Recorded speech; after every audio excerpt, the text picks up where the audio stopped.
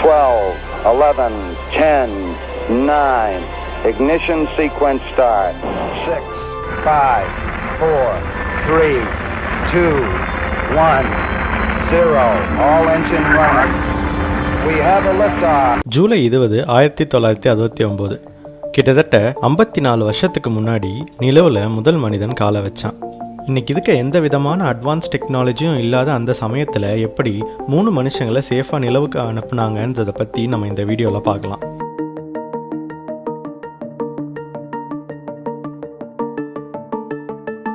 ஆயிரத்தி 1960 உலகத்தோட மிக சக்தி வாய்ந்த நாடுகளாக திகழ்ந்த சோவியட் யூனியனுக்கும் அமெரிக்காவுக்கும் நடுவில் ஒரு மிகப்பெரிய போட்டியே நடந்துட்டு இருந்தது.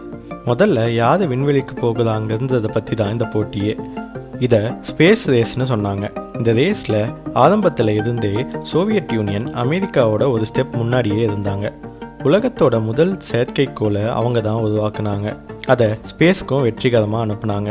அதுக்கப்புறமா லைக்கான்னு சொல்லப்படுற ஒரு நாயை சோவியட் யூனியன் ஸ்பேஸ்க்கு அனுப்பி டெஸ்ட் பண்ணாங்க. இதை தொடர்ந்து விண்வெளிக்கு மனுஷனையும் சோவியட் யூனியன் தான் முதல்ல அனுப்புனாங்க. முதல் மனுஷனை சோவியட் யூனியன் ஸ்பேஸ்க்கு அனுப்புனதுக்கு சில நாட்கள் கழித்து அமெரிக்காவோட பிரசிடெண்ட்டாக இருந்த ஜான் எஃப் கெனடி அமெரிக்க மக்கள் கிட்ட நம்ம உலகத்தோட முதல் மனுஷனை நிலவுக்கு அனுப்புவோம், அனுப்புறது மட்டும் இல்லை திரும்ப அந்த மனுஷனை பாதுகாப்பாக பூமிக்கும் கொண்டு வருவோம்னு சொன்னார்.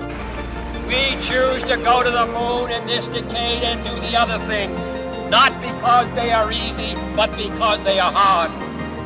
பூமியில் இருந்து கிட்டத்தட்ட 3,84,000 கிலோமீட்டர் தூரத்துக்கு 3 மனுஷங்களை அனுப்பி அங்கே இருந்து அவங்கள திரும்ப சேஃபாக பூமிக்கு திருப்பி கூட்டிகிட்டு வர்றதுக்கான வேலைகளில் அமெரிக்காவோட ஸ்பேஸ் ரிசர்ச் ஆர்கனைசேஷனான நாசா களமிறங்கிச்சு.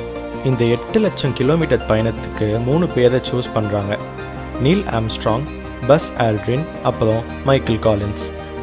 இவங்களுக்கு ஸ்பேஸ்க்கு போகிறதுக்கான பயிற்சிகளையும் கொடுக்க ஆரம்பிக்கிறாங்க. இந்த 3 பேரில் நீல் ஆம்ஸ்ட்ராங்கும் பஸ் ஆல்ட்ரினும் நிலவில் தரையிறங்குவாங்க.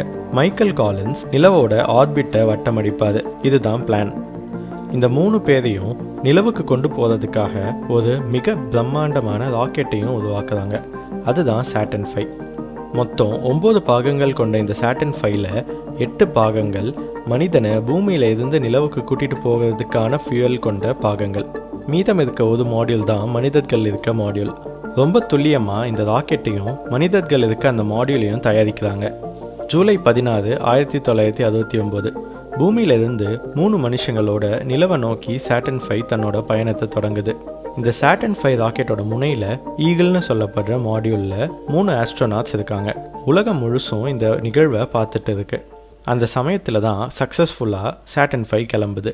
பூமியிலிருந்து 190 கிலோமீட்டர் தூரத்தில் பார்க்கிங் ஆர்பிட்னு சொல்லப்படுற இடத்த ரீச் பண்ணுது. இந்த பார்க்கிங் ஆர்பிட்டில் பூமியை ஒரு வாட்டி முழுசாக சுற்றினதுக்கு அப்புறமா நிலவை நோக்கி தன்னோட பயணத்தை தொடங்குது. பூமியை விட்டு விலகி நிலவை நோக்கி தன்னோட பயணத்தை ஆரம்பித்து 3 நாட்களில் நிலவை போய் இந்த ராக்கெட் அடையுது. இந்த சமயத்தில் தான் ராக்கெட்டோட சர்வீஸ் மாடியூலும் லூனார் மாடியூலும் ராக்கெட்டோட மற்ற பாகங்களில் இருந்து பிரிஞ்சு நிலவை நோக்கி போக ஆரம்பிக்குது. கொலம்பியான்னு சொல்லப்படுற அந்த சர்வீஸ் மாடியூலில் மைக்கேல் காலின்ஸ் இருக்காது. இந்த சர்வீஸ் மாடியூல் தான் நிலவோட ஆர்பிட்டை சுற்றும். லூனார் மாடியூலில் நீல் ஆம்ஸ்ட்ராங்கும் பஸ் ஆல்ட்ரினும் இருக்காங்க. இவங்க தான் லூனார் மாடியூலை நிலவில் இறக்கி நிலவில் கால் பதிக்கிற முதல் மனிதர்களாக இருப்பாங்க. இந்த லூனார் மாடியூலுக்கு ஈகிள்னு பேரும் வச்சாங்க. ஜூலை 20 சர்வீஸ் மாடியூலில் இருந்து லூனார் மாடியூல் பிரிஞ்சு நிலவோட சர்ஃபேஸை நோக்கி போகுது. இப்போ இந்த லூனார் மாடியூலை நிலவில் வெற்றிகரமாக தரையிறக்கிறது நீல் ஆம்ஸ்ட்ராங் அப்புறம் பஸ் ஆல்ட்ரினோட கைகளில் தான் இருக்குது. நீல் ஆம்ஸ்ட்ராங் தான் இந்த மிஷினோட கேப்டன். அதனால் அவர் லூனார் மாடியூலை கண்ட்ரோல் பண்ணுற பொறுப்பில் இருக்காது. பஸ் ஆல்ட்ரின் லூனார் மாடியூலை நேவிகேட் பண்ண ஹெல்ப் பண்ணுறாரு. ஆனால் அவங்க இறங்க பிளான் பண்ண இடத்த தாண்டியும் 3 கிலோமீட்டருக்கு அந்த லூனார் மாடியூல் போகுது. இதை சரி பண்ண ட்ரை பண்ணுறாங்க. ஆனால் திரும்ப வேறு ஏதாவது ஒரு ஏதாவது வந்துகிட்டே இருக்குது. இதனால் ஒரு நிமிஷத்துக்கு இந்த மிஷினையே அபார்ட் பண்ணிவிட்டு திரும்ப சர்வீஸ் மாடியூலுக்கே போயிடலாமான்னு கூட யோசிக்கிறாங்க. ஆனால் சர்வீஸ் மாடியூலுக்கு போயிட்டா திரும்ப நிலவுக்கு வர வாய்ப்பே கிடையாதுன்னு அவங்களுக்கு நல்லாவே தெரியும். அதனால் என்ன நடந்தாலும் பரவாயில்ல, நிலவில் தரையிறங்கணும்னு முடிவு பண்ணுறாங்க. இதுக்கப்புறமா நீல் ஆம்ஸ்ட்ராங் ரொம்பவே பொறுமையாக அந்த லூனார் மாடியூலை நிலவோட தரைப்பகுதியில் வெற்றிகரமாக தரையிறக்கிறாரு. நிலவில் இறங்கினதும் லூனார் மாடியூலுக்கு உள்ளே இருக்க நீல் ஆம்ஸ்ட்ராங் பூமிக்கு கம்யூனிகேட் பண்ணி த ஈகிள் ஹேஸ் லேண்டட்னு சொல்கிறாரு. கூடவே என்ஜின் ஷட் டவுன்னு சொல்கிறாரு.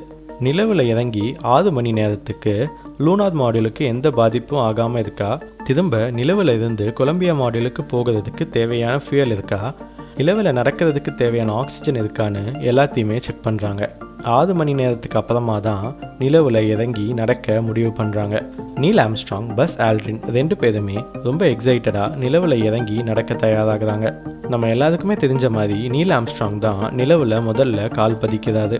அவர் லூனார் மாடியூல்லேருந்து வெளியே வந்து நிலவில் கால் வச்ச நிகழ்வை அந்த லூனார் மாடியூலில் இருந்த கேமரா வீடியோவாக பதிவு பண்ணுது. நிலவில் வெற்றிகரமாக கால் வச்ச நீல் ஆம்ஸ்ட்ராங்,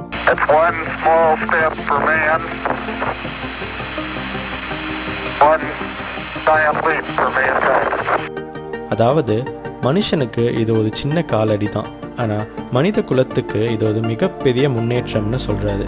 அவரை தொடர்ந்து பஸ் ஆல்ட்ரின் நிலவில் இறங்கினதை பற்றியும் நிலவில் இருந்து அவங்க எப்படி பூமிக்கு திரும்பினாங்கன்றதை பற்றியும் நம்ம பார்ட் 2 வீடியோவில் பார்க்கலாம்.